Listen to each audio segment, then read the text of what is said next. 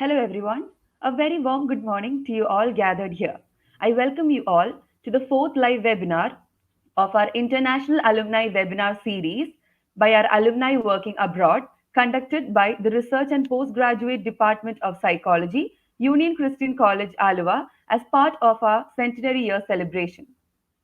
Our topic for today is acceptance and commitment therapy, a brief introduction and overview. And to present to you all, we have with us two distinguished guests, Mr. Leny Philip Thomas and Dr. Sandhya Isabella Fernandez, both who are registered clinical psychologists practicing in New Zealand. I would like to remind the participants that they should post their questions in the comment section for the speaker to respond after the session. You will also find the link of the feedback form in the comment section towards the end of the session. Kindly fill in the form and submit to ensure that you receive your certificates. We will now be moving to the speaker session, and before that, I invite Dr. Sina M. Matai, Assistant Professor and Coordinator for this program, to introduce our speakers. Over to you, ma'am.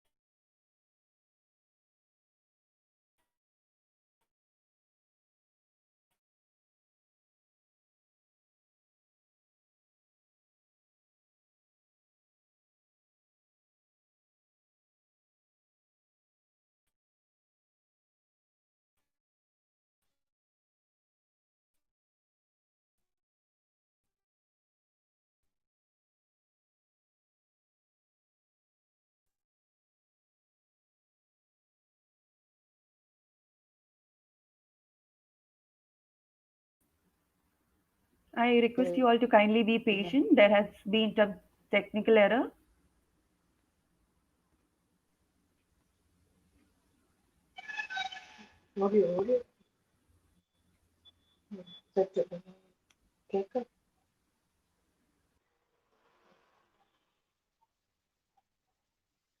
കേൾക്കാവോ?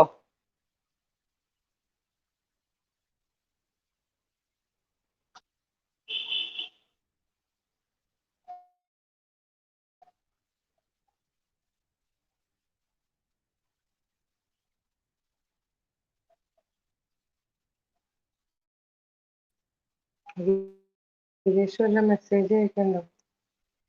കേൾക്കാന്ന് പറഞ്ഞോളാൻ പറഞ്ഞു. ഞാൻ പറയും അമ്മ അതൊന്നും എടുക്കണ്ട. അമ്മ അമ്മയുടെ മതി.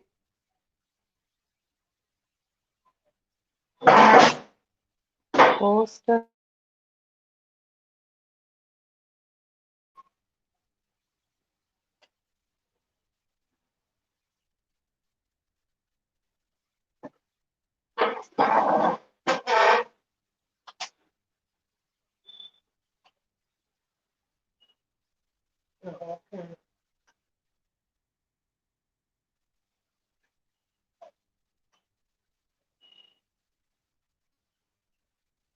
തുടങ്ങിയോ?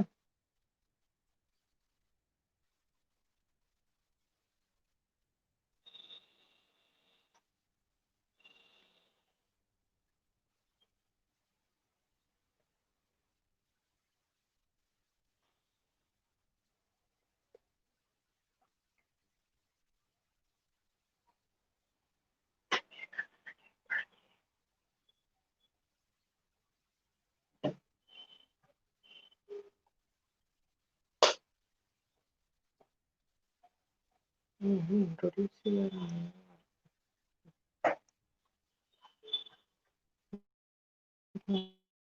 പറയുന്നില്ല.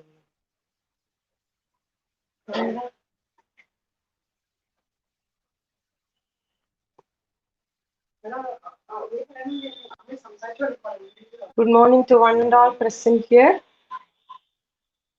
Today is September 5th, and today being Teachers' Day, I would like to wish all our beloved teachers in the department a very happy Teachers' Day.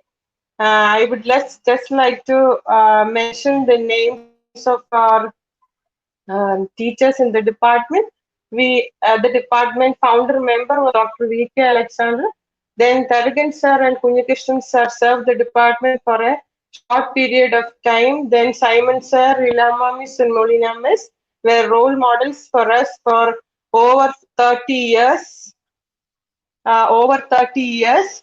I'd like to thank all of them on this Teachers' Day. As coordinator of this webinar series, I feel happy and contented because when I search for resources, I have no short. I realize that I have no shortage of resources. All our most of our alumni members are serving the community at varying capacities all over the world. And today's resource, Mr. Leny Philip Thomas, is one among them. He is a registered general scope psychologist, practicing in New Zealand, serving the Ministry of Education.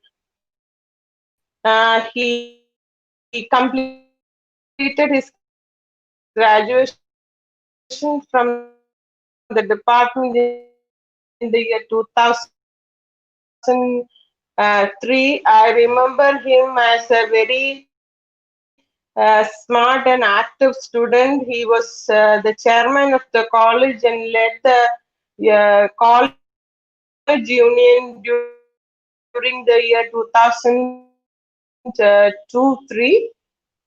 Then he took his master's degree from Christ College, Bangalore in clinical psychology and later took a postgraduate diploma in applied behavioral analysis from Waikato University, New Zealand. His experiences include helping children with severe social behavior and learning needs, conducting eligibility assessment, provides risk assessment tools, provide behavior support services as a professional supervisor education.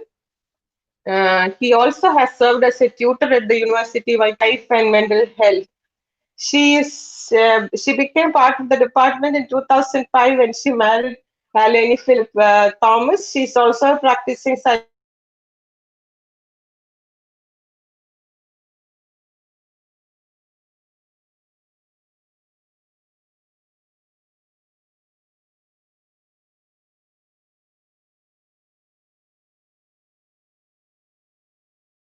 and has and resource assistant to University Waikato. She's a very valuable resource to many institutions in her motherland and abroad. Today's topic is acceptance and commitment therapy, which is which most of us are not familiar with. Hope today's seminar will definitely be beneficial for all our participants. I welcome both Leny and his wife Isa on behalf of the Department of Psychology.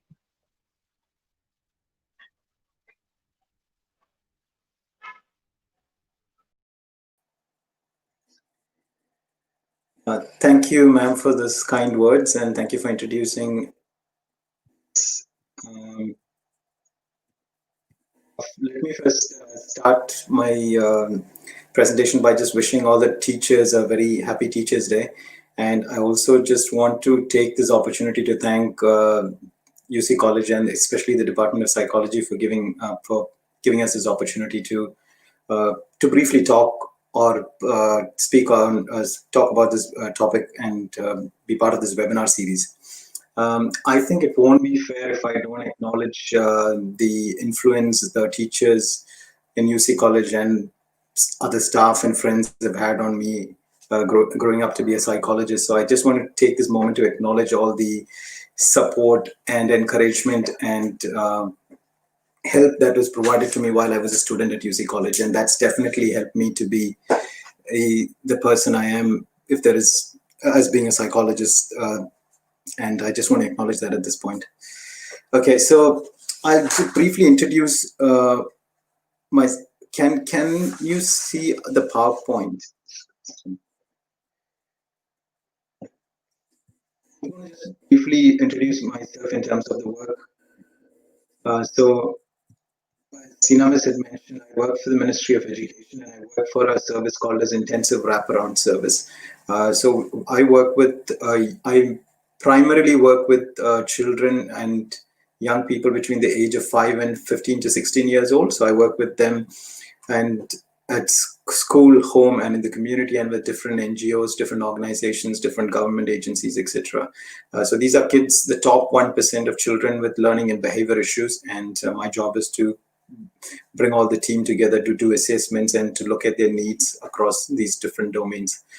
So that's roughly the work I do. I've been with the Ministry of Education for the last 5 years. So today's presentation, what we are going to be doing is we're going to be briefly talking about acceptance and commitment therapy, and we're going to take turns in talking about different topics. So it is divided into sections, and Sandhya will talk to three sections, and I will talk to three of them. And questions will be at the end, and we'll try our best to answer the questions to the best of our ability. So Sandhya is going to do the housekeeping. After which I will, so she'll introduce herself and do housekeeping, after which I'll start with the presentation. A very good morning to all of you in India, and good afternoon, good evening, if you're kind of coming in from other parts of the world. My name is Sandhya Fernandez, and I'm here to help facilitate or kind of co-present along with Leny.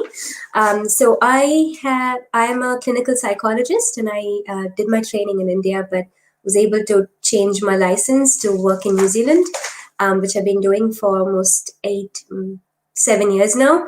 And so I worked in various parts of the hospital here, where I work with mental health issues. And then I moved on to pain management. So I worked in a pain clinic for a while.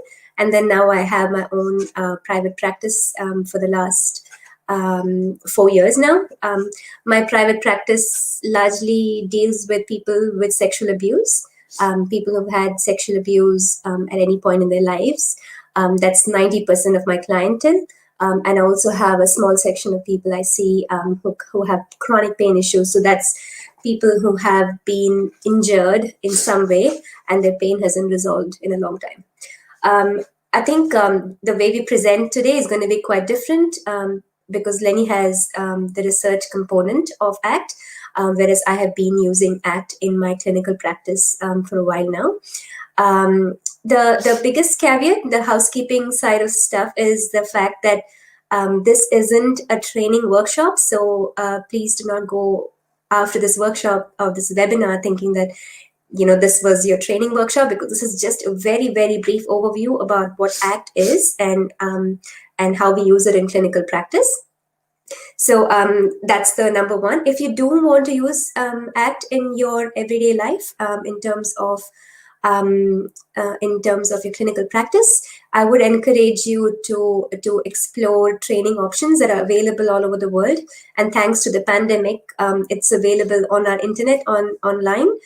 So I would kind of encourage you to go through the training workshops in that way, and also read. There's lots of research articles. There's lots of good evidence about the efficacy of ACT in your practice. So I would encourage you to do that. So that's my biggest housekeeping point over here.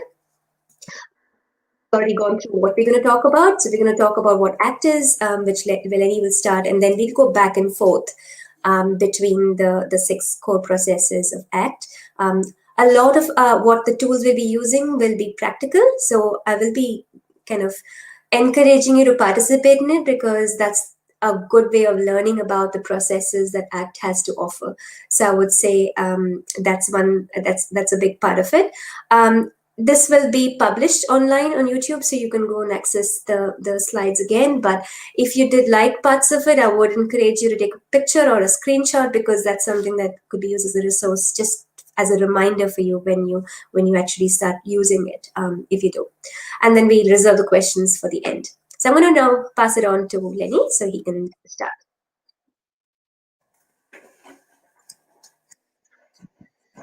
Cool.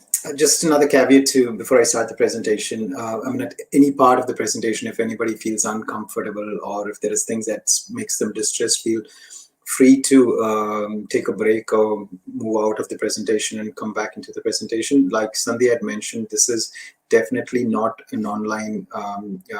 This is not.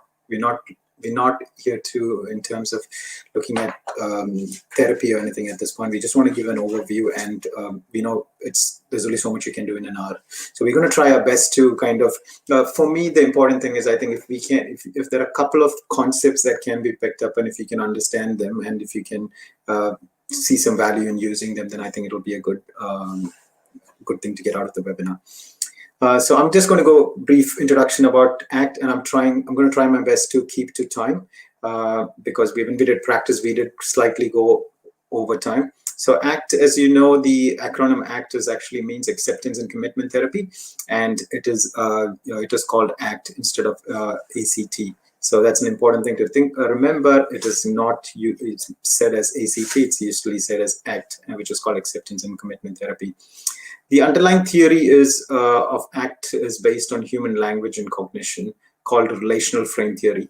So I'm not going to talk a lot about relational frame theory because it's very technical, and it takes probably a couple of days to even actually get our head around what are some of the key pointers in relational frame theory. But that is the underlying philosophy of ACT, developed by Dr. Stephen Hayes. And ACT is a form of psychotherapy. Obviously, its a name suggests it uses acceptance and mindfulness strategies with commitment and behavior change strategies to create a psychological flexibility.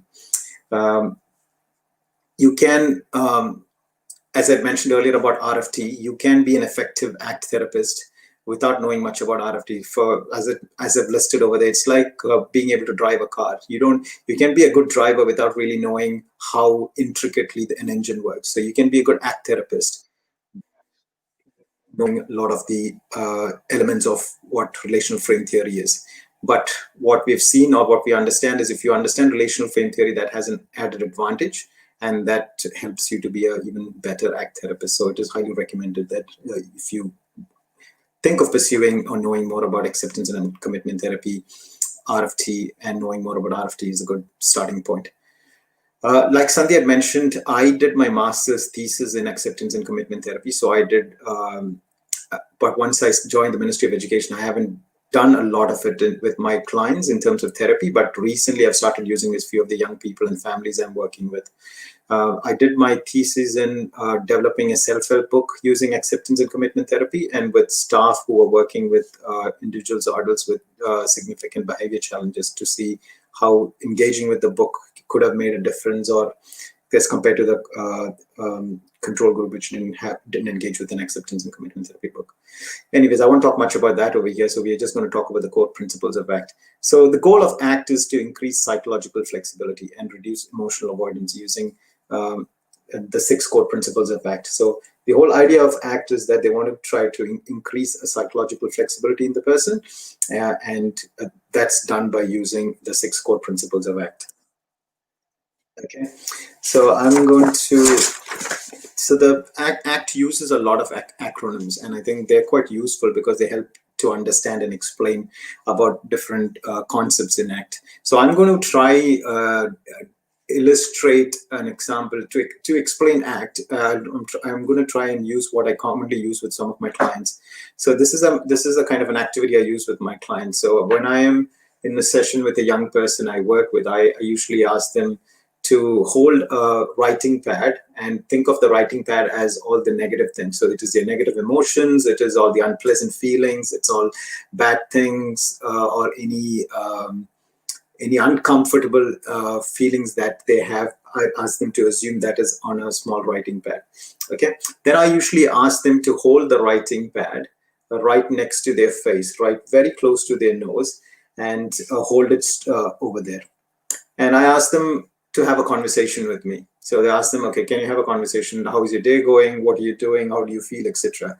And then I ask them, how do they feel about it usually? So they say, look, I cannot see you. I cannot read your face. I can understand what's going on around me. And at the same time, because I'm holding the book really tight, so I ask them to hold the book really tight, put it really close to their face, touching their nose, and have a conversation. And they said, because they're holding it really tight, there's a lot of effort involved in it.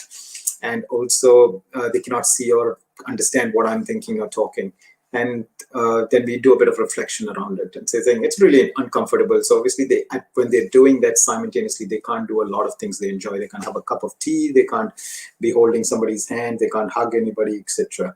Okay, so that's one part of it. The second, then I ask them to put it down. Then I ask them to hold on to that piece of workbook or the book, which is all the negative things. And then I ask them to push against a wall by holding it tight and try to have a conversation with me, and ask them what do they feel.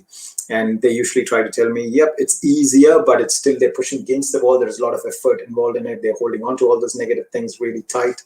So that involves a lot of effort and energy, and because of which they cannot access or live or engage or access things which they enjoy. I said, cool. Then I asked them if they could leave their workbook on their lap and they can have a conversation with me. And how does that feel? So they said, yeah, all the negative thoughts, feelings, etc., emotions are there, but they're on their lap. But at the same time, they are able to have a more meaningful conversation with me. They can read my facial expression. They can talk to me. They can also do other things. They might like to have a cup of tea. They can do all those different things at the same time. So this is usually an activity I use to explain ACT, because ACT is quite hard sometimes to explain to when you're working with young people. And when I do this activity, they find it quite useful to understand what ACT is. So if you look on your screen, ACT says many problems are due to the acronym FEAR, which is fusion with your thoughts, which we'll talk about a bit later. I think Sandhya is going to talk about that, which means that you believe your thoughts, evaluation of experiences, the way you feel about things. Avoidance of experience, we all know about that. We all tend to avoid things that are unpleasant for us, and which is quite normal. Anything that's unpleasant, we generally have a tendency to avoid it. And reason-giving behavior. So ACT says the main problem with how people understand or engage with negative behaviors or challenging emotions or thoughts is because that's because we have fusion with thoughts, evaluation of experience, avoidance, reason-giving. A healthy alternative is accept your reactions and be present, choose valued direction, and take action. Don't worry about all those terms at this point. We will be talking about all of them later in the presentation. Okay, so the next slide, and that is, take a moment to think about what is your mind? What does your mind usually do?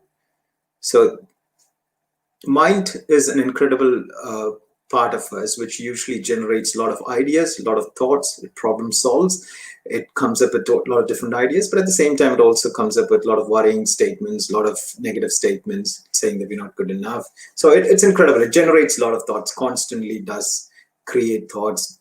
There's lots happening with our mind, isn't it? It just keeps constantly something or the other happens.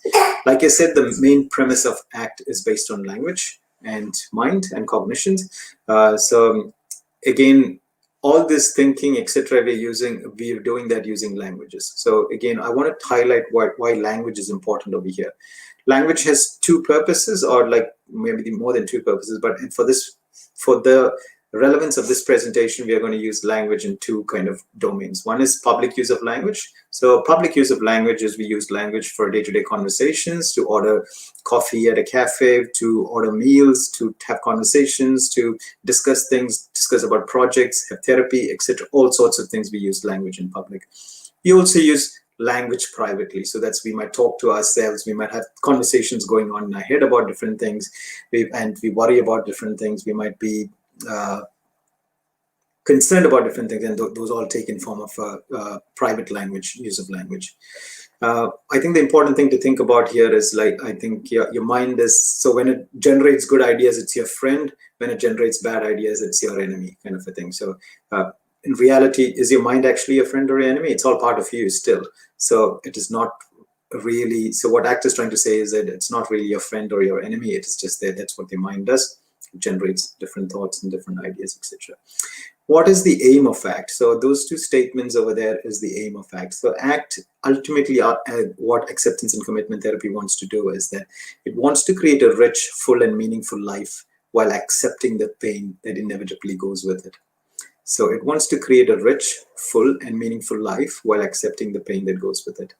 ACT is hoping to teach people to handle pain more effectively using the 6 core principles of ACT. So what ACT wants to do is it wants to help people to have a better relationship or understand and manage things better by creating a different relationship with what's going on in their life. And that's done using those 6 core principles. I think a good example to think about is, I think, if you think about the most happiest day in your life, and you can immediately think of something that happened, terrible thing that happened to you in the past, and you can feel that sadness or that grief or that pain coming back through. That is the power of language. So you can be having the most happiest day, but you can think and you can feel the pain immediately. So what ACT wants to do is to help us understand and have a different relationship with what our thoughts and feelings are. Okay, and this is a very commonly used figure, the Hexaflex in ACT. So in the middle, what you see is what you call psychological flexibility. That's what we want to try to increase. So as part of engaging with ACT and engaging with the 6 core principles, ultimately we want to increase a person's psychological flexibility. The opposite of it is being inflexible. So, and that's done using these core principles: present, which is mindfulness of being present; values, committed action; self as context; diffusion; acceptance. Like I said, don't worry about these concepts at this point. We are going to be talking briefly about all those different concepts and try to explain a bit more about them. This is a very similar slide, which is explaining again what it looks like when things are not going well across those 6 domains. So acceptance, the opposite is experiential avoidance. Fusion is your thinking. Loss of contact with the present moment is being caught up in the past things that's been upsetting. Values, when you don't live a life according to your values, and lack of committed action and inflexible sense of self. I'll pass it on to Sandhya. She's going to be talking about the next topic. Thank you, Leny. So I'm going to start with the first of the 6 core processes, and like we said, we're going to go back and forth between the core processes. So the first one, which is probably the most important one according to me in terms of my clinical practice, is having the contact with the present moment, which is called mindfulness, which I'm sure most of you, especially ones who are working with clients, have heard of this term. Mindfulness is actually just being present in the current moment. So instead of having to be thinking about the past and thinking about the unhappy moments, which makes us sad, or having to think about the future and worried about what might be, and that makes us anxious, the solution here, or the concept here that we bring in, is about being in the present moment. Because this moment of you sitting here watching the webinar and reading the words and looking at this picture and looking at me here is never going to come again. This moment is really precious. And so having to be completely present in the moment in an open, accepting manner is what mindfulness is, simply. This is the official definition of it, but quite simply, it's just being present, completely present in the moment. Talk a little bit about the myths about mindfulness, because I think we have quite a few of them, even amongst people who've been practicing it for a long time. So I'm going to talk about 5 myths, and hopefully you'll get to know a little bit about mindfulness when I talk about these myths. So the first myth is about the fact that people say that mindfulness is meditation. This is completely false. Mindfulness there are like zillions of ways in which you can actually practice mindfulness, and meditation is just one kind of mindfulness practices. So there are so many different ways, which I'm going to talk about a little bit as to how different it can be, but that's basically one of the biggest myths. The second myth that I have, and I kind of face it a lot more in New Zealand, where they think it's an Eastern practice, that it comes from Buddhism. And that's actually not true. We see mindfulness practices have actually been a part of so many different religions, or all religions all across the world, whether it's Islam or it's Judaism or it's Hinduism or it's Jainism or Christianity. You actually have mindfulness practices that are there in all of these religions. So it is definitely not just from Buddhism. It comes from a lot of other religions as well. But in terms of a psychological practice, it's more of a mental skill set. It's almost like riding a bicycle. It's about a skill set. And when we teach it, we do not teach it as it's not a religious practice. Although when you work in culturally different contexts, you can actually use it. You can use religion to kind of accentuate the person's practice. So while it is not used as a religious practice, when we teach it, it can actually help your practice. Myth is that mindfulness is a type of relaxation that you would actually, if you were being mindful, you would actually be relaxed. While this is true in some ways that you can actually use mindfulness and it makes you relaxed, mindfulness is not relaxation. Mindfulness is being completely aware of everything that's happening around you. So you can actually be in a very challenging, very complex situation and still be mindful. For example, I'll be using a lot of examples from my own practice and in terms of my clients, as well as just examples from my own life as well. So when I worked in India before I trained as a clinical psychologist. I used to work in India as helping mentally challenged, mentally ill women, homeless women. And so there was a situation where a particular client, a patient, became quite violent, and you could see that anger. So she was obviously mentally ill, and she had she was really angry. So you could see her face like angry, and she was shaking, and she had a potential to be violent. I was in this room with her, and I could feel my anxiety level rise. I was really scared. I was also very aware of her, about what she looked like, and what she was doing and what she was wearing, and the circumstance. I was also very aware of the surroundings. That's why I was aware of the room. I was aware of the door. I was aware of potential weapons around there. I was aware of my own personal processes. So I was aware about what it triggered in me, what memories came back for me. I was aware of my heart beating really fast. So right now, in that moment, I'm actually really mindful of what is happening there. So so as you can see, this is definitely not relaxation, but this is being completely engaged in the present moment. While this example probably needs you to be engaged because, flight or fight, you need to save yourself, but mindfulness is actually being present in the moment, being with the feelings that you're experiencing in the moment, living here and now, and it doesn't have to be when you're relaxed. The fourth myth is that it's a way of controlling your thoughts. It's the fact that people think if you're mindful, you'll be able to change your thoughts. You can make a negative thought into a positive thought, or that you can change the way you're thinking, or that you can control it in some way, or you can push it away. All that is not true at all. In fact, it's the opposite of that.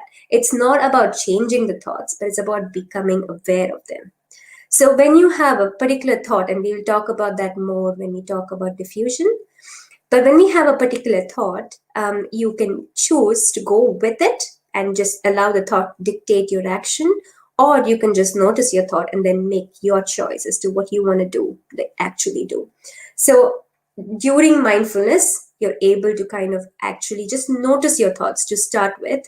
And it's not about changing. It's just allowing the thoughts to come and go, just like anything. Like the seasons came and go, comes and goes, and like a train comes and goes. So it's just like that. So your thoughts don't necessarily have to change in any way. Last myth is that it's a way to feel good. And, a lot of people say, I use mindfulness because I want to feel happier. And that's that, again, that Leny talked about in the introduction, is that, happiness is actually a trap. Like, you're chasing happiness. But here, in the context of mindfulness, it is actually not true. It is not about feeling good. In fact, just like I said about the second myth, you can actually have be mindful when you have a negative feeling going on, and feeling that is not pleasant that's going on.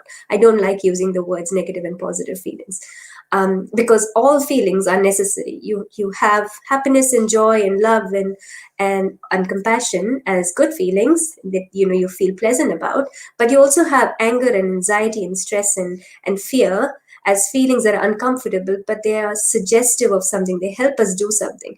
If we weren't scared, if we did not have anxiety, we would not study for our exams. We would not. We would cross the road before seeing anywhere. We would walk into a lion's den. We would jump off cliffs, and things like that. So all these emotions, mindfulness just helps us look at it and examine it just the way it is.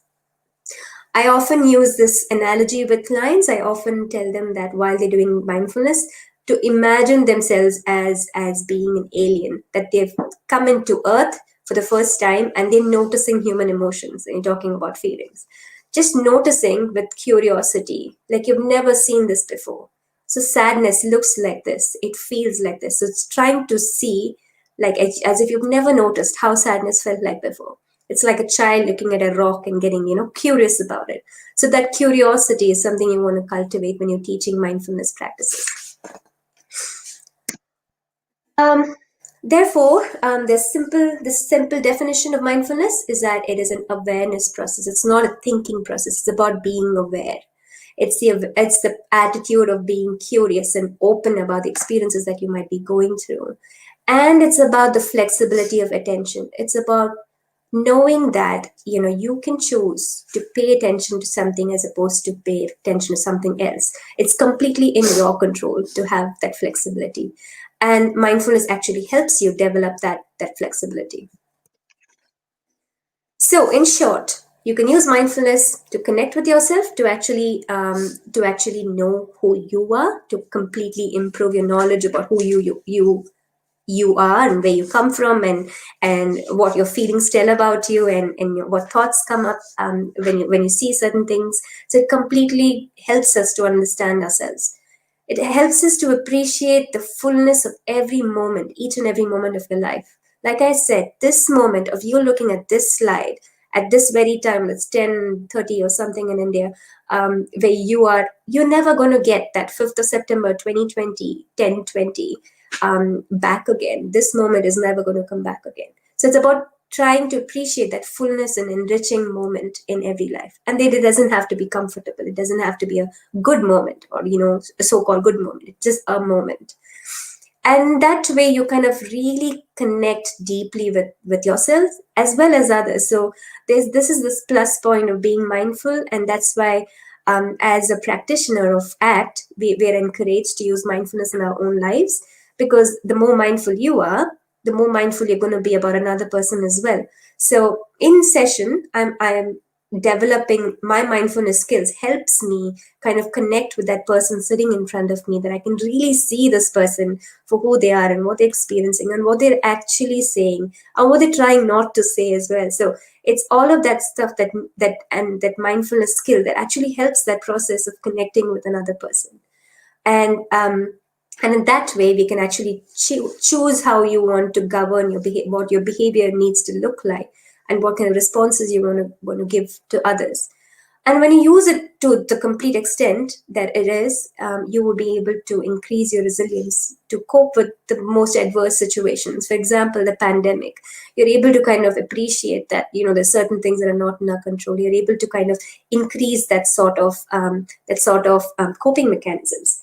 And thus your life satisfaction also improves. So a little bit about mindfulness in practice. This is where I'm reaching out to the people who are actually using it, want to use ACT or mindfulness in your everyday practice. I use mindfulness in the beginning of every session. So when you use mindfulness in the beginning, you are grounding yourself and the client in front of you to be present in the moment, so that you can actually pay attention to the stuff that we'll be talking about. And the way you use it in the beginning could vary according to clients. Like I said, culture plays a big role. So you can actually choose, like in New Zealand, we use Maori when we have indigenous groups, which are called who are called Maori. They use a karakia. It's a prayer that to start the process before they start any kind of meeting. They use a karakia or a prayer, and so you can use that as a mindfulness practice to kind of bring yourself to the present. There is a suggestion of using it at the end of the session. To be honest, I'm not very good at that, but using at the end of the session also is a good time to kind of close it down and again ground yourself and to go back into the world. Mindfulness can be used during emotional distressing situations. So when you see a client being distressed, but it's a little different. So like I said, mindfulness can be like zillions of practices of mindfulness. You can be mindful about your breath. You can be mindful about what you're speaking. You can be mindful about your body posture. You can be mindful about the things that are in the environment. You can be mindful about an activity. So you can wash your dishes being mindful. So when a person is in emotional distress in the moment, actually being mindful about what's happening inside is not going to be helpful. So it's about choosing a practice that is more external. A very nice one that I use quite often is the calming exercise. It's a 5, 4, 3, 2, 1 practice. So I tell the client, okay, fine, this client is getting distressed. I think, okay, let's take a step back. And for the purpose of this presentation, I'll ask you to do the same. So if you can all just take a deep breath from your stomach, so from your diaphragm, and let it go. And just look around you and notice 5 things that you can see around you.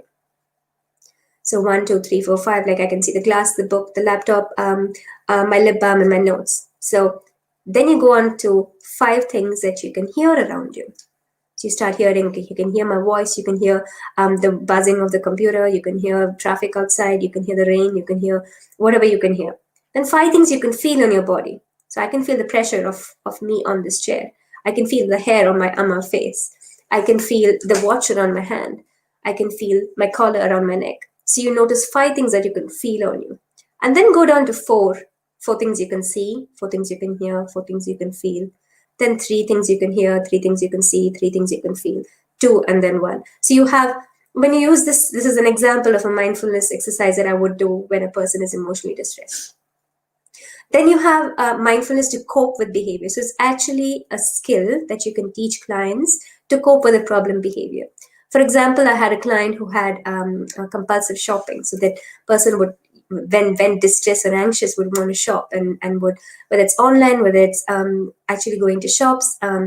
This compulsive shopping is actually them fusing with the thoughts, which I'll be talking about a bit more.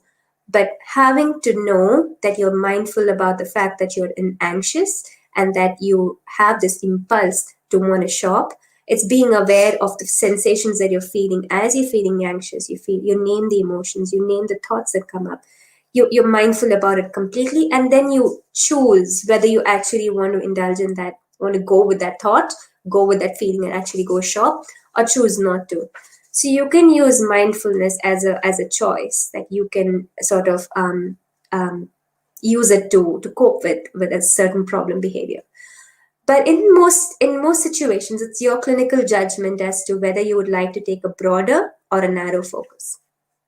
For example, a person who is a client who's excessively worrying or ruminative, you might want to use a more narrow focus where you don't want to kind of tune into what they're going through, but you want to do an activity and you want to focus on that activity. For example, Play-Doh is an example where you can take it and feel it in your hands. So to try and notice, completely be immersed in the activity, and as you're doing it, try and notice what the person is going through inside. So you can choose how you use it and mold it in your practice using your clinical judgment. And then you have like another example of it is chronic pain, and that's what I use a lot of it. My ACT practices in chronic pain. Chronic pain is something you can't control over. So you want to try and see if you're going to take a more broader perspective, a broader focus where mindfulness is concerned. Again, when I say broader, it's about the external rather than the internal. So you kind of choose and pick and choose what you would like to use in your practice. With that, I'm going to pass it on to Leny, who's going to do the next topic. All right, I'm going to talk a bit about acceptance.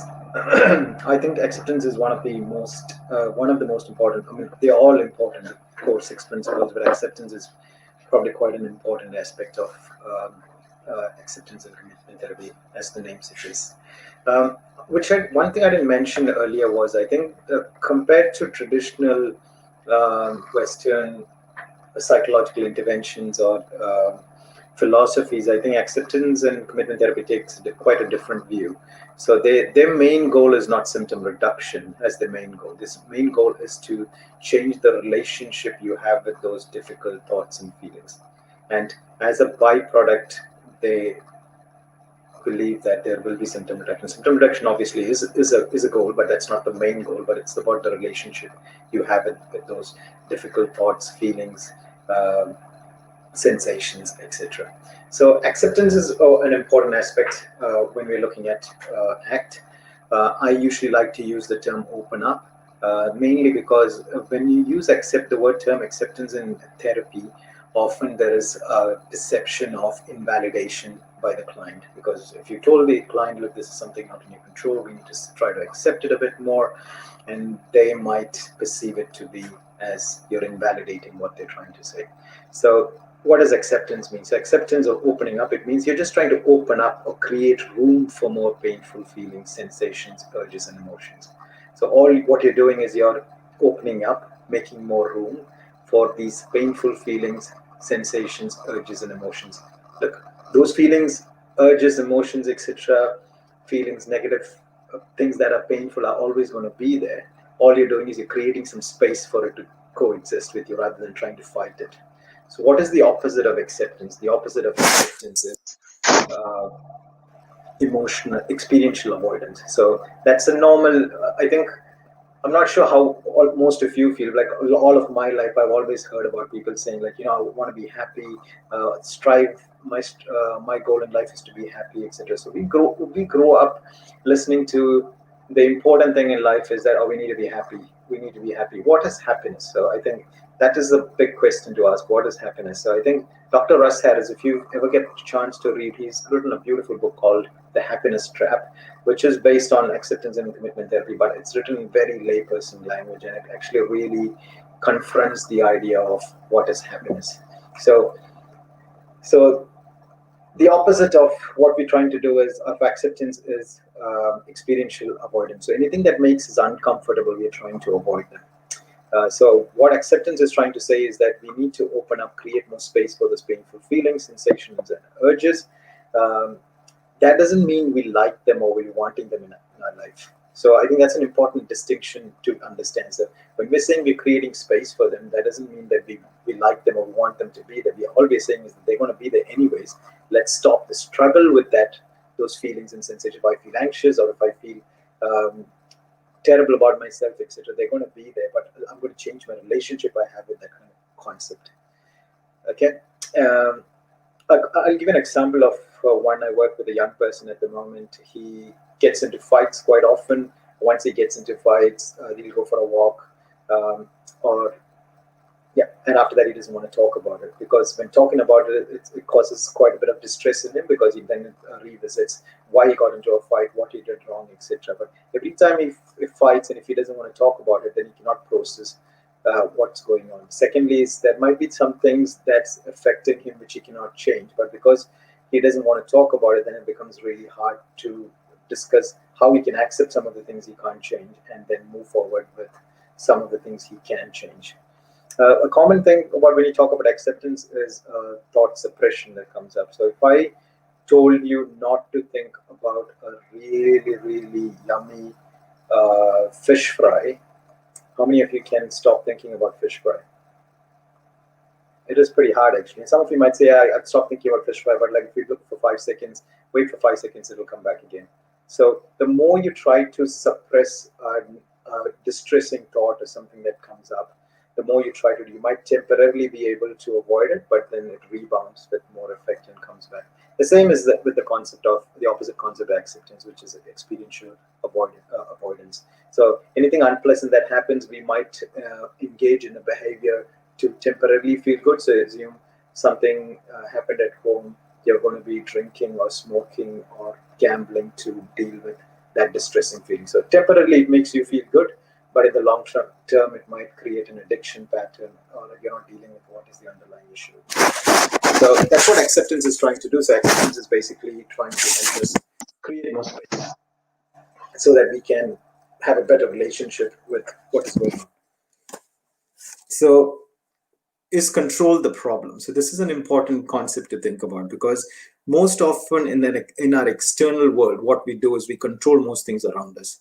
If something is not going well, we can fix it, we control it. If the volume's really high, we reduce it, so you control it.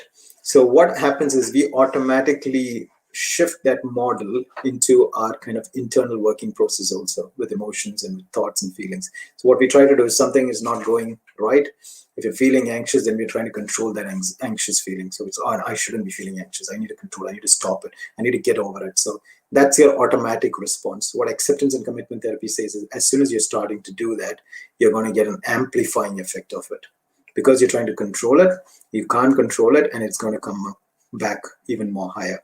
So a good metaphor we use usually when explaining to clients is about the lie detector test. So assume you have, or a polygraph test or lie detector test. Basically, assume you have a gun pointed at your head and you have a machine which kind of measures your temperature, kind of a thing. And the gun says that as soon as like you're slightly anxious, or if there is any change in temperature, the gun's going to go off.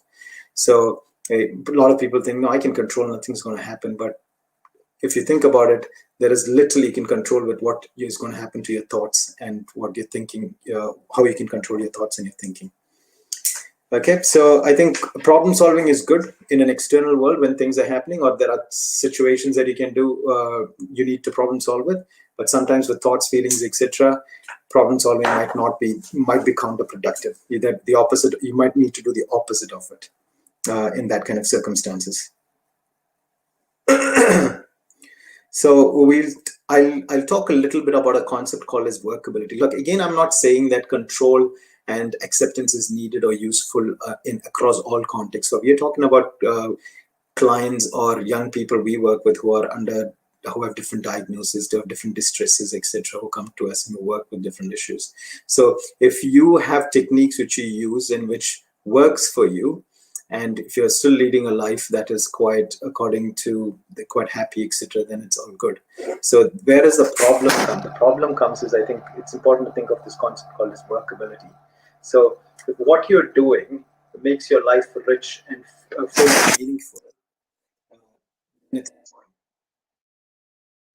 but then, so whatever you're doing, whatever techniques you're doing, if that means your life is more rich, it is quite meaningful, you're living a full life, or you're living a life according to your values, etc., then that is good. If what you're doing is not helping or it's not working, then it's important to think of what you can do different.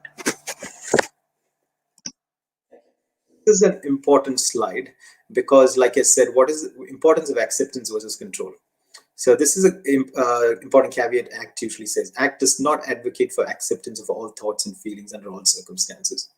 Like I said earlier, it is good. It mostly advocates acceptance under two circumstances. That is when control of thoughts and feelings is limited or impossible. So if you can't control thoughts or feelings, and if you think that doing that is causing more distress, then you should not. You should look at an alternative way of managing the situation. Another way is when control of thoughts and feelings is possible, but that method is used to reduce quality of life. For an example for that is, yeah, you can control your thoughts and feelings by using alcohol or drugs or cigarettes, etc. Doing that, you're going to reduce your quality of life. If that's what you're doing, then you need to look at doing something different. If control is possible and assists with values living, then hey, that's pretty cool. If you can do that, if you're doing, your techniques are working and you're still living a life that's quite functional and it works well for everybody around you, then there is nothing wrong with it. Carry on with it is what I would say. This is just a picture which explains about Acknowledge, love, accommodate. Like I said, you don't have to like it, you don't have to love it. You're just knowing that, yeah, I'm having a feeling of like I'm feeling quite yuck, I'm feeling quite low, or I'm feeling quite like I didn't do a good job of what happened with my presentation. I'm going to acknowledge it. I'm going to allow it to be there, and I'm just going to be with it. I'm not going to try to fight it. I'm not going to do things that's going to be counterproductive to it. It's very similar to the pandemic. There are things you can control in a pandemic. There are things you can't control in a pandemic. The more you struggle with things which you can't control in a pandemic, the more distressed you're going to feel about it. It's quite self-explanatory. Here is basically on the left, on my left is a person, anxiety, anger, sadness, and they're struggling with it, they're fighting with it, saying, I don't want it, I don't want it, I don't want it, but that doesn't go away, it's still there. On my right is, here's anxiety, I do not want it or like it, but I'm not going to struggle with it. It's part of me, it's going to be there. I'm going to learn to live with it with different techniques to manage it. On that, I'm going to pass it on to Sandhya. She's going to talk a bit more, she's going to talk about diffusion techniques. Thank you, Leny. So talk about thoughts and how to handle our thoughts. So diffusion is all about just thoughts. So to start with that, we need to ask this question, what are thoughts? Thoughts are basically words. What are words? Words on a page is a text. So if you're reading this on your phone, you're looking at these words, this is text. And words that are spoken out loud, like what's happening, what I'm doing now, that's called speech. And so words inside our head, that's quiet, that's not loud, that's not written outside, they are thoughts. So thoughts are basically just words. Thoughts can also be images. So if I told you this one statement, just listen to this statement. The quick brown fox jumps over the lazy dog. So the fact that I told you this would have created, for most of you anyway, an automatic image of this fox jumping over a lazy dog. And you probably added bits to that story, to that particular sentence as well. So it's really important to recognize that thoughts are different from feelings and different from physical sensations. So thoughts, physical sensations and feelings are completely separate to it. The thoughts that we have, they tell us how to live, and they tell us about life in general and how we need to live it. And the problem here is that, half these thoughts are true. They probably come from some sort of, they're actually true. Like, for example, I am sitting in Hamilton in New Zealand. So that is a thought, but then that's a true thought. So that's called a fact. Unfortunately, we also have the opposite of it, which is false stories. The stories that our thoughts tell us, which is not true about us, not really true about us at all. For example, the thought that I am a loser might not be true at all. And so it is about trying to make that difference, that difference between a false thought, a storytelling machine, which is our brain, and what's actually a fact. And this whole process of diffusion is that. So diffusion, again, is not the same, is actually a made-up word. ACT, I think Stephen Hayes, the founder of ACT, made up the word diffusion.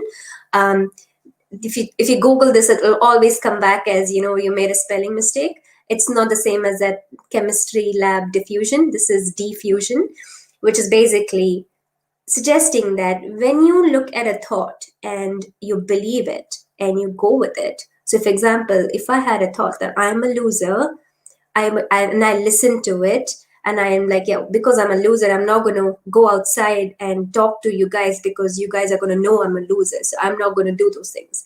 Or because I'm a loser, I'm not going to embarrass myself in front of my friends. So I'm not going to go out and see them completely.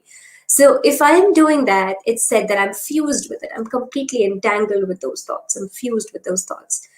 So in short, the thought that I had about me being a loser is the absolute truth. There is absolutely no other way in which I can see that particular thought as different. And that's what is fusion. If you feel like the thoughts are orders, if the thought says a certain thing, I'm just going to go with it, that means I'm fused. An example I like to give is about body dysmorphic disorder.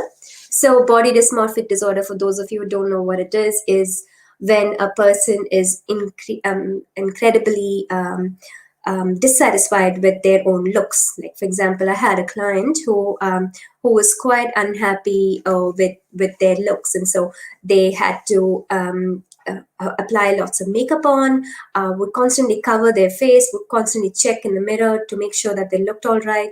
They had issues with how big their nose was, how unshapely their ears was, and how their hair was all over the place. So this is basically an example of this person having a thought in their head, or multiple thoughts, saying that, oh, your nose is big, oh, you're so ugly, your ears are so massive and ugly, everyone's looking at you because you're so ugly. So you have, and so this person who puts the makeup on and goes to these doctors and plastic surgeons and does all these different surgeries on themselves are really fused with the thought that they're ugly and there's something wrong with them.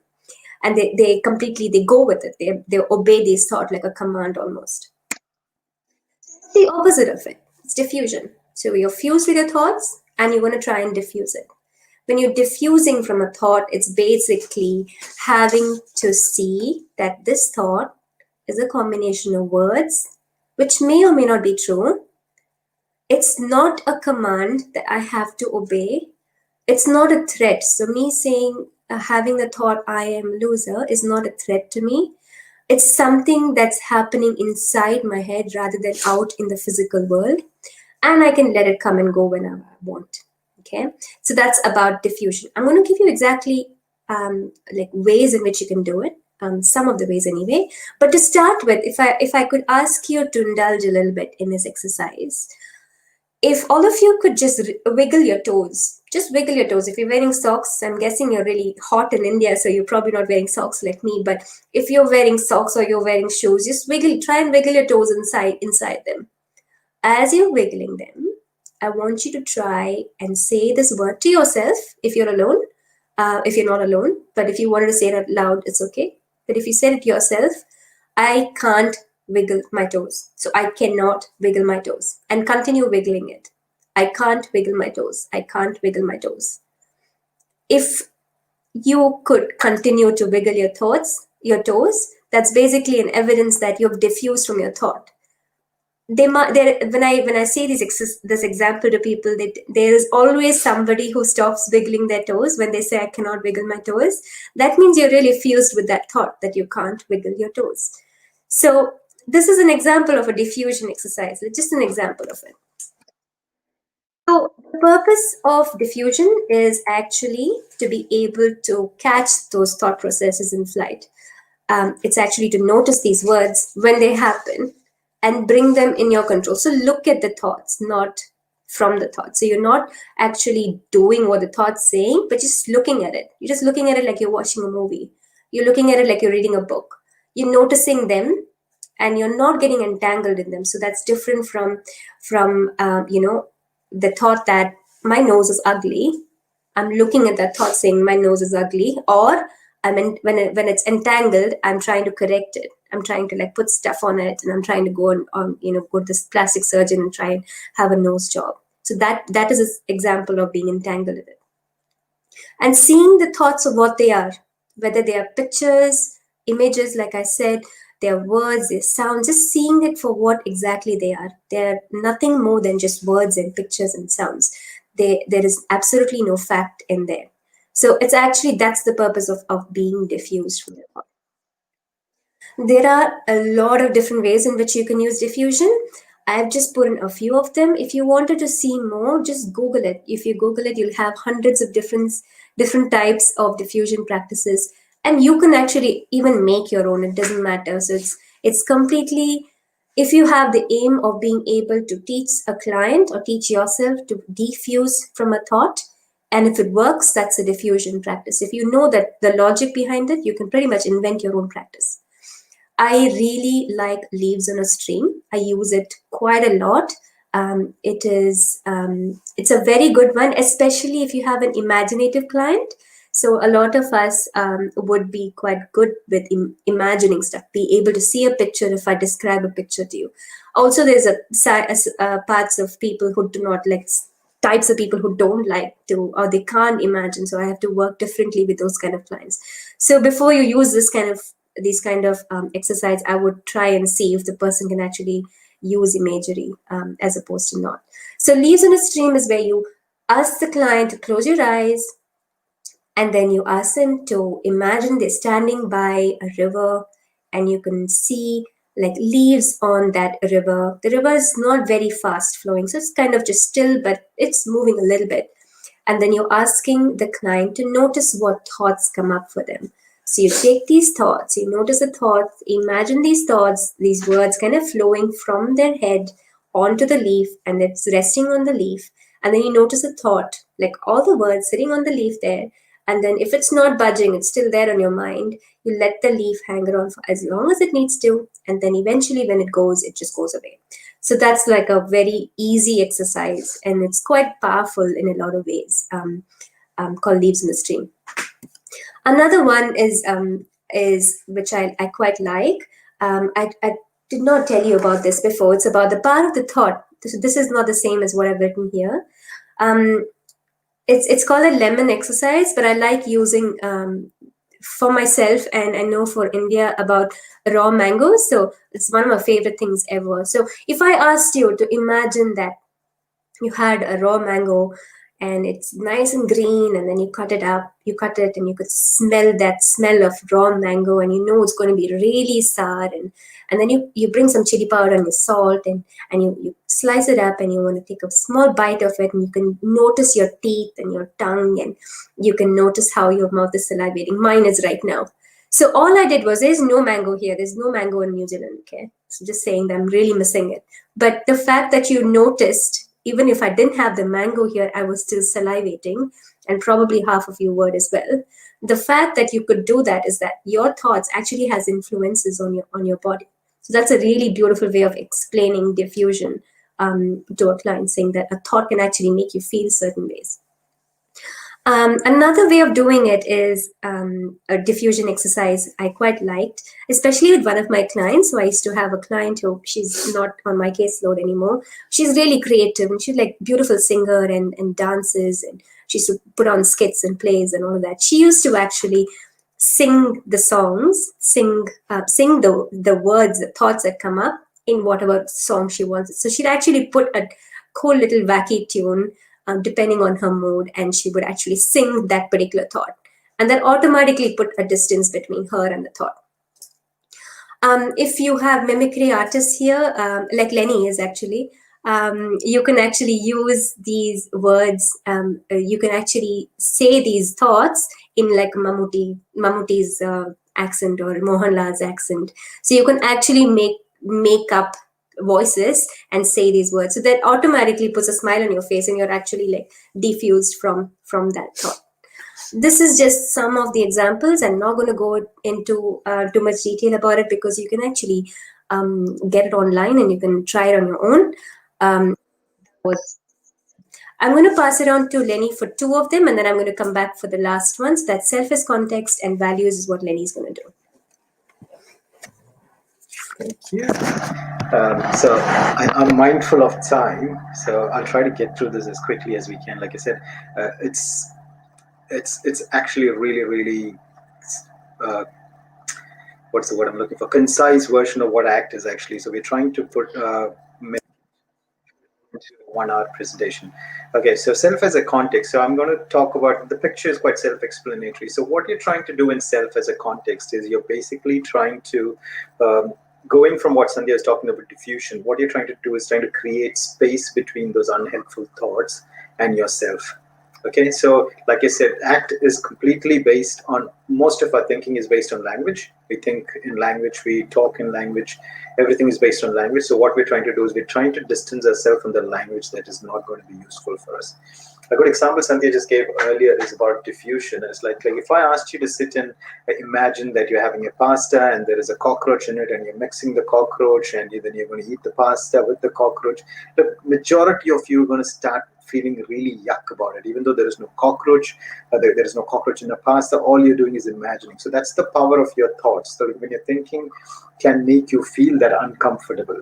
So what we are trying to do over here is you have two kind of selves. One is a thinking self, which is, its job is to basically plan, problem solve, come up with as many thoughts as possible, positive thoughts or negative thoughts, or no, let's not say positive, negative, useful thoughts, unhelpful thoughts, etc. And the other part, which is what we want to help and train the people, or the clients, the young people we work with, is to be more aware and more fluent at using their observer mode, which is basically these thoughts that are coming up. We want to help them to just look at them, not believe that they are related to you, but just observe them come and go non-judgmentally. So it's saying, I can't cope. Yeah, I'm having a thought that I can't cope. I'm just going to observe it. I'm just going to observe it as it comes and as it goes. So you'll be using the self as a context along with diffusion techniques to manage some of those unhelpful thoughts. So basically, you're removing yourself as an observer. All you're doing is you're not there to give any commentary about what thoughts are coming up. All you're doing is you're going to look at it, you're going to observe it, you're going to see it, you're going to allow it to move along. That's all you're going to be doing. Okay, so the observer self does not do any evaluation. So all it does is it just looks at it and allows it to go. For example, if a goalkeeper is taking a penalty shootout, his job is he's going to look at the direction of the ball. That would be the observer self. The thinking self would be, oh, is he going to kick it too hard? I'm not good enough to stop this. It's going to be a goal, etc. So that is kind of a very kind of an example of what an observer self and a thinking self is. This is what you see on a screen is a very commonly used metaphor for explaining observer self and thinking self. So assume the white ones are the good thoughts and the black ones are the bad thoughts. So every time a bad thought comes, the white one attacks it and tries to capture it. Okay, so the only problem over here is you're not playing against anyone. So the white pieces of chess are you, the black are also you. So if you're going to do that, that's in your head, and you're just going to constantly fight and constantly struggle against each other. Let's take a step back and let's think of it as like, assume you are the chessboard. Okay, all you're going to be doing is good thoughts come, unhelpful thoughts come. As a chessboard, you have no other role other than observing these chess pieces, what they're going to be doing. Okay, let them come and go and do what they have to do, but your job is there to just observe without any evaluation. So that is another good metaphor or a good way to think about how to use observer self. Look, when we do this in sessions or with families or young people we work with, is we are helping them to create these techniques and to practice them regularly. So when these thoughts or images come up, they can use them more fluently. It's not going to come up. You're not going to be fluent at using it overnight. You're not going to be fluent at using it like once or twice. It takes repetitive practice when you're in a good space. So when you're in a distressed or slightly distressed, you're going to be automatically be able to use it. And I think a chessboard metaphor is quite interesting because if you look from a cultural perspective in India or Kerala, you can think of a lot of other metaphors you can use instead of a chessboard metaphor. And that's something that I've always been quite fascinated about. This is quite a self-explanatory kind of slide. So thinking self versus observing self, you're basically, again, same thing I was saying. All you're going to do is you're looking at what is one do and what is the role of the other. Okay, so I'm going to values. Values is a key anchor point for the whole ACT process, and it is a very important anchor point for ACT process. Okay, what is values? So there are a couple of definitions or a couple of statements on this page. So life is a choice. Anxiety is not a choice. Either way you go, you will have problems and pain. So as long as you're alive, most people will have some problems or some negative thoughts or unhelpful thoughts, feelings, sensations, emotions, etc. in our life.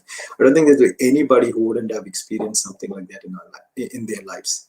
So your choice here is not about whether or not you have anxiety or unhelpful thoughts or feelings and emotions. Your choice is whether or not to live a meaningful life. So you can choose to have those thoughts or feelings and then say, yeah, my life is, and there are different gradations of it, obviously, but it's also about how can you live with it. For example, for a pain condition, how do you live with it?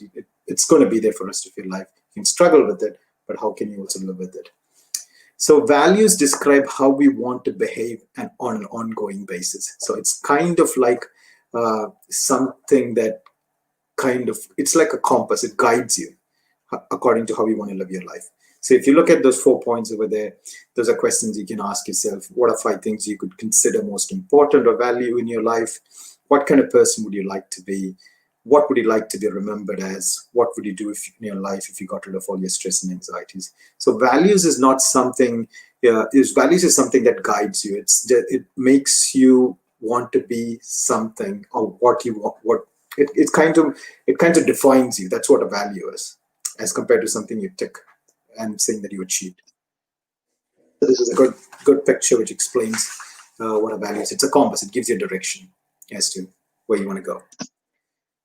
Can be all sorts of things. Value might be you want to be a creative person, you want to be a curious person, you want to be a loving father, a loving brother, a loving sister, you want to be an honest person, you want to be a helpful person, you want to be so there are freedom, gratitude, you want to be useful to people, etc. So there are different, our values vary. My value will vary from what Sandhya's values are, but we'll have generic values across society. We'll have individualized values, etc. And it's important for people to identify and understand what each person's value is, because based on that, that will be a key anchor point for you to lead your own life. So there are a few activities we usually do to help people understand what their values are and do a bit of reflection on those values, and then come up with a ranking system as to what are the most important values for them. One is the shopping cart technique, which is basically, I might say that, okay, assume you have 2,000 rupees and you could go into a Nilgiris or into a store, and there are different sections in the store, and each section is each value. So one might be on family, one might be on education, one might be on relaxation, one might be on sports, etc. And under sports, it might be I want to be a competent bowler or a batsman, or like I want to be an honest player. The family might be I would like to spend more time with my kids, my parents, etc. So each section has different sub goals or sub values in it, and each value has a price. Some might be 100 rupees, some might be 500 rupees, some might be 1,000 rupees. So all we ask the clients to do is, we'll ask them, assume you have $100, or assume you have 5,000 rupees or 2,000 rupees. You're going into the store and you can choose by the values that's important for you for the money you have. So that's a good exercise to find out what are important values in a person's life. The other one is a tombstone metaphor and a eulogy metaphor. They both makes people quite uncomfortable because it talks about death. The tombstone one, I quite like it. It's basically, what would you like to have written on your tombstone when you passed away? What would you like to be remembered for? You would like to be remembered for being a really helpful person, be an understanding person, or someone who contributed to society, or someone who helped other people or was there for them, etc. So it's a good thing to think of. It's an uncomfortable exercise, but it's a good exercise to think of what would you like to be known for, etc. This is again an activity that you can do. The purpose of the activity is to help you again understand what are things that's important for you, and are you living your life according to things that's important to you. Okay, values are like a map or a compass. It helps you move towards the direction that's important to you. Distinction between values and goals, because this is a common error people make, because people, when we talk about values and help them identify values, they talk about, yeah, my value is that I want to buy a car. Buying a car is not a value, it is a goal, because you can tick after you do it. So values gives you direction. A goal is something you can accomplish. So this is self-explanatory. So an ongoing process is values as compared to a goal. Goal is something you can check off. So you want to buy a house, that's a goal. Cool. You want to be a good father, you can never check off saying that, yep, I've been a good father on the 5th of September. From tomorrow onwards, I'm going to be a terrible father. No, being a good father is going to be an ongoing process if that's a value for you. Buying a house is something you tick off once it's done. Okay, so that's an important distinction to think of when you're trying to understand what is value and what is goal. I'm going to mention this over here because this is a common exercise we use with young people we work. It's called choice point model. So we look at what the challenging situation is. We look at what are some of the thoughts or feelings that come up, what is their values, and then we have towards in a way. Towards is basically, we've already identified what their values are, and we look at the behavior they're engaging in. Does it move them towards the values, or does it move them towards the a valued life they identified as the important values, or are they moving away from what's important for them as values? So again, you can do a whole day presentation just on choice point model, but I just wanted to mention it because it's a very important tool that is used quite frequently in the realm of acceptance and commitment therapy. To Sandhya to finish up with committed actions. Okay, thanks for being patient. I know we're a little bit over time. Somehow we could actually talk about this for the whole day, but I'm going to end with committed. So if you're wondering, okay, you have made all these, you recognize your values, and are you already living according to your values? Like, you're obviously here watching this because as psychologists, for example, you want to make a difference in people's lives. You're struggling to know how you could help a particular person with a certain problem, and you heard about ACT and you want to live according to that value. But then at the same time, you're struggling, saying, oh, I have to go through this training again, and I need to read so much more, and etc. So when you feel like you're not making those changes, like you feel like you made the plan, but then you're not following through with it, that's when committed action comes in. How do we actually live according to the ACT principles that we talked about? And it's a process about making these small steps towards your values. And a little bit about that choice point is about making that action towards your values, or living your life according to your values, is something that what committed actions talks about. It's about noticing your internal and external struggles that pull you away from it and try to work towards it. It's about trying to build kind of new behaviors or change habits.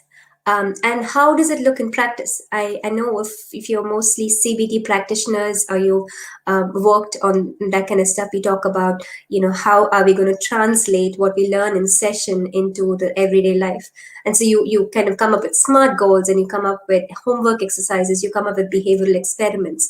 Similarly with ACT, what we do in terms of actually making it happen is to actually choose to start with a domain that's really high priority. Like Leny talked about, you've written your values down, you've written which one's the most important one. So choose the one that's high priority. Choose what values you want to pursue within this domain. Develop small goals. So goals, again, like Leny said, is different from values. So goals are achievable. So develop small goals. So for example, I had a client in the past who had anxiety, but also was overweight. And one of his values was health. So he wanted to be more healthy.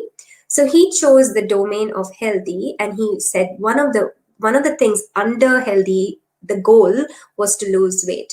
So he had to develop a goal, which is, I want to lose weight, and it had to be more realistic. So if you know the SMART goals acronym, like, specific, measurable, actionable,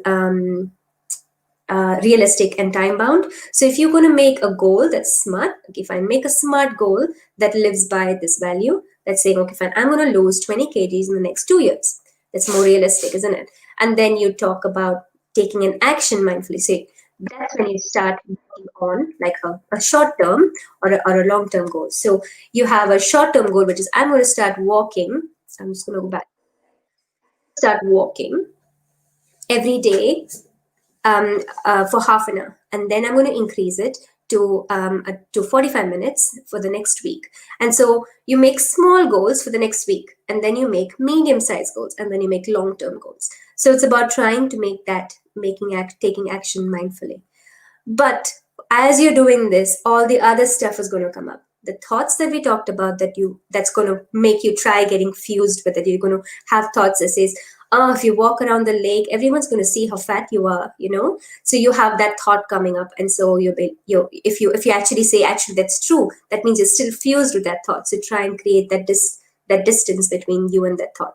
And then you're going to have problems where you're not paying attention to what's happening. You're walking around the lake, but you're worried about everything else. So you want to try and use the mindfulness thing where you're focusing on where you are right now and you're walking around the lake. And so this is basically the time where you use all the skills that you've learned, which is, self as context and values and diffusion and mindfulness, and then you're bringing it into practice. So that's when you truly kind of really actioning what you've learned.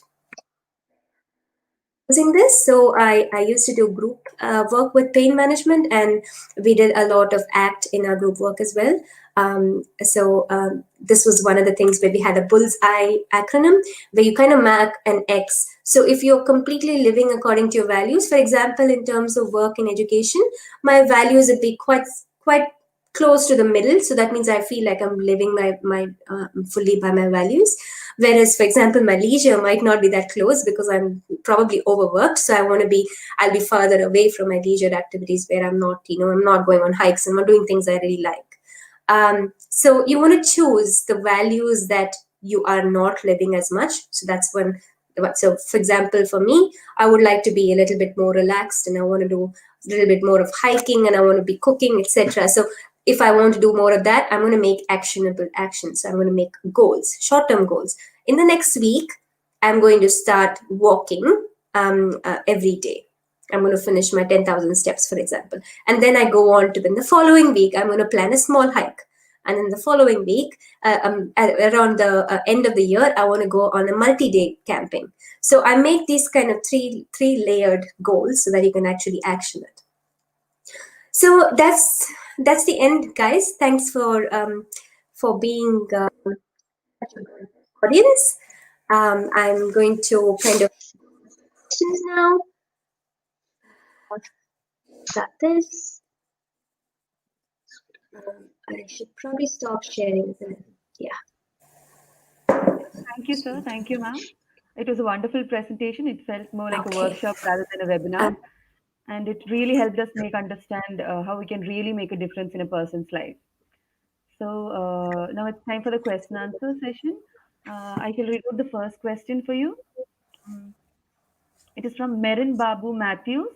Does meditation use mindfulness as a technique to reach a state of calmness, or is meditation a technique for achieving mindfulness, that is, to be aware?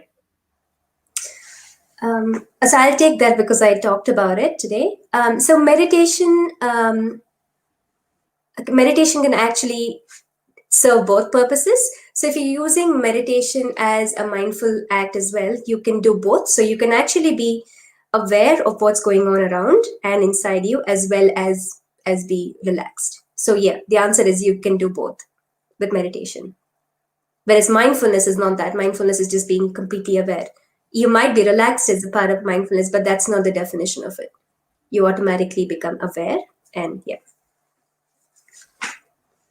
Thank you, ma'am. The next question is from Abhishek Kannan. How can acceptance and commitment therapy help a person who is suffering from anxiety and depression? Do you want to take that? You want to take it? So acceptance and commitment therapy is transdiagnostic. That means that you can actually literally use it across the wide range of spectrum of mental health issues. So you actually using acceptance and commitment, like for example with anxiety and depression, it's the same Hexaflex. So you still use all the 6 processes with anxiety and depression. I always begin with mindfulness because being aware of your thoughts and your feelings, etc., is actually really useful in being able to diffuse from it. So you're aware of it before you practice the other parts of it. So yes, you can pretty much use the same presentation that we talked about in terms of dealing with anxiety and depression. So with the Hexaflex as well, you can actually create a case formulation based on the Hexaflex. So you can actually talk about where the person struggles. So the person struggles with being in the present moment. That's something that you want to work on. You can give examples of it as you're writing up the case formulation, and then you go on to the other ones and try and see if it can assess the person on each of those core processes, and then actually choose workable actions for each of them. So in some areas, the person's better than the others. So you try and see the problems that they're going through and then work on those. Yeah, I'll just add to it. I think the Abhishek's question is that can it help a person? Yes, it can help a person. How it can help a person? I mean, a specific person, I think it's hard for us to say because we don't have that assessment information. But like Sandhya said, it will be looking at what are some of the factors that is causing current challenges in terms of anxiety and depression. So if it's diffusion, if you're looking at thoughts, what kind of thoughts are the person diffused with, then we're looking at strategies to help with some of those anxiety thoughts and depression. So you're going to look at a formulation across those 6 core areas and then start working on a plan as to how you're going to address some of those issues. Thank you, sir. Thank you, ma'am. We have a next question from Dr. Manju Matthew. Would you please suggest any online training resources in the area of ACT for chronic pain? I'm going to take this as well. So I'm not aware of any online training right now, but so Joanne Dahl, so that's J-O and then A is capital, A-N-N and D-A-H-L. She's kind of the pioneer in chronic pain and ACT. She's actually written a few books as well. So and it's quite an easy read. There's one particular book that I've given to my clients and I've worked with. It's a workbook. So Joanne Dahl's would be something I would look for in terms of chronic pain. But then if you Google it, you'll find there's a lot of workshops and conferences across the world, especially Australia and New Zealand, where they do a lot of work in chronic pain and ACT. So I would suggest Googling that. The other thing I would, in terms of chronic pain, although they do not specify, they do not talk about ACT as a method, but the principles that they use in terms of dealing with pain are quite similar. So that's Explain Pain. So they have this series of workshops and seminars that they do across the world. They recently actually came to Bombay just before the pandemic, if I remember correctly. So this is called Explain Pain by David Butler and I forgot the other person's name, but that's something I would kind of, if you wanted to work with people with chronic pain, even though they don't use the word ACT in it, the principles that they use are very similar to ACT. So, and they have a lot of resources as well to work with chronic pain. Can we send them the link? Yeah, I mean, if there's a way of sending you the link, but then if you just Googled Explain Pain, they have their website. David Butler, Explain Pain. If you just said that, you'd find it. But Joanne Dahl is another one. Yeah, she there's also a lot of conferences that she chairs, and she's really good. Yeah.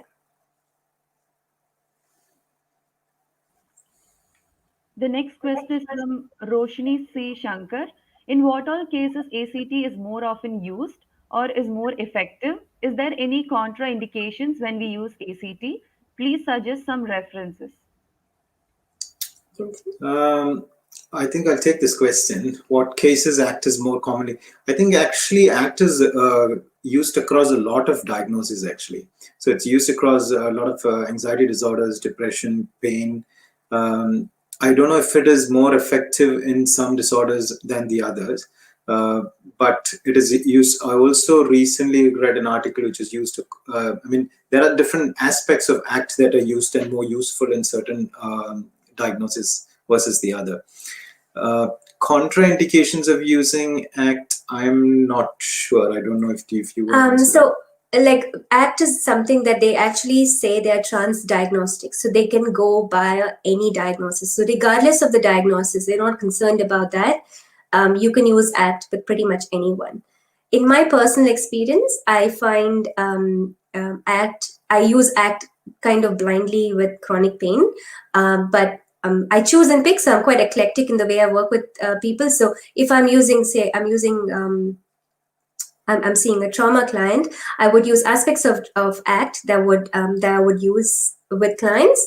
With this client, I'd use aspects of, say, EMDR or schema therapy or CBT, or I use different aspects of different things when I'm using it with clients. So when I'm using it with clients, I'd probably be more eclectic. I don't think there are any contraindications unless you actually know how to use it. So if you remember the mindfulness slide, you would want to use mindfulness exercises in sync with the client that's dealing with a certain problem. For example, a person who's extremely worried and ruminative, you're not going to do a lot of internal-based and mindfulness-based activities. You're going to do more external things, like you want to talk about the environment, like pay attention to the environment rather than what's going on inside. So if you do that the opposite, you can actually wind the person up even more. So I would say the contraindications wouldn't exist if you were trained enough to notice what to use when. I'll also just add one aspect to it. I think obviously ACT is a very language-based therapy.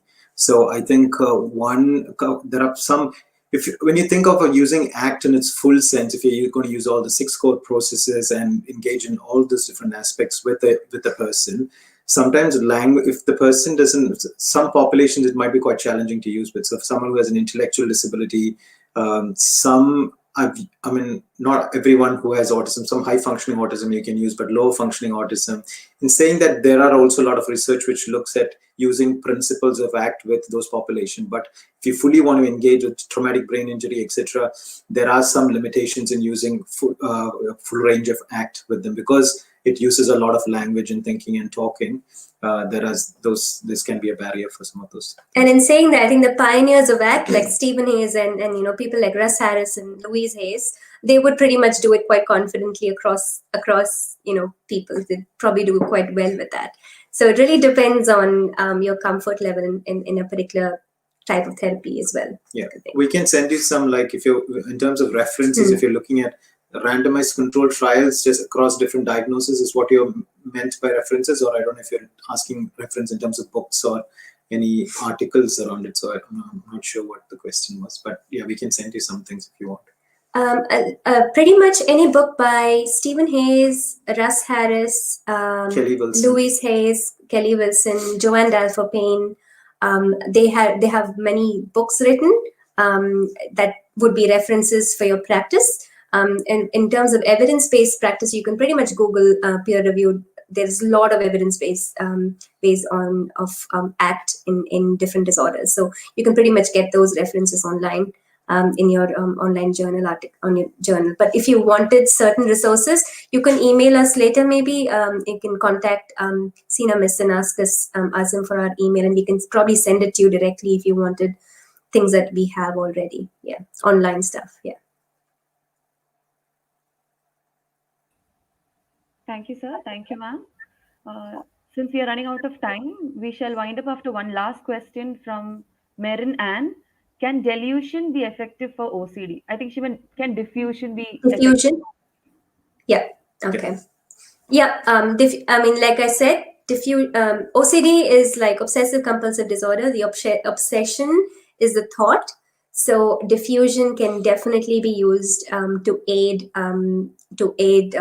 your ERP. For example, with OCD, one of the things that we use is exposure and prevention therapy. So that's a classic CBT kind of thing. But you can actually combine diffusion to work with. I've done this quite often to work with people who have OCD to kind of stop having that fusion with the thought and be able to stop yourself from engaging in that compulsion, which is basically you having more control over the action as opposed to the other way around. Yeah, definitely.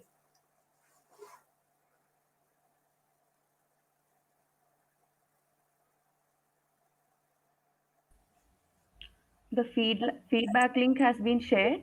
I request all participants to kindly fill them for your certificate. We thus come towards the end of our webinar. I would now move forward to propose the vote of thanks. An event like this cannot happen overnight. The wheels start rolling weeks ago. It requires planning and a bird's eye for details. I take this opportunity to place on record my hearty thanks to our speakers, Mr. Leny Philip Thomas and Dr. Sandhya Isabella Fernandez, for their great efforts for this webinar, and I thank them both wholeheartedly on behalf of this college, this department, and all the participants of this webinar. Thank you, sir. Thank you, ma'am. Thank you for having us. We have been fortunate enough to be backed by a team of extremely motivating and dedicated college authorities. Our respected principal, Dr. David Saj Matthew, and our beloved manager, Reverend Father Dr. Thomas John. And I thank them for their unstated support for the conduct of this webinar series.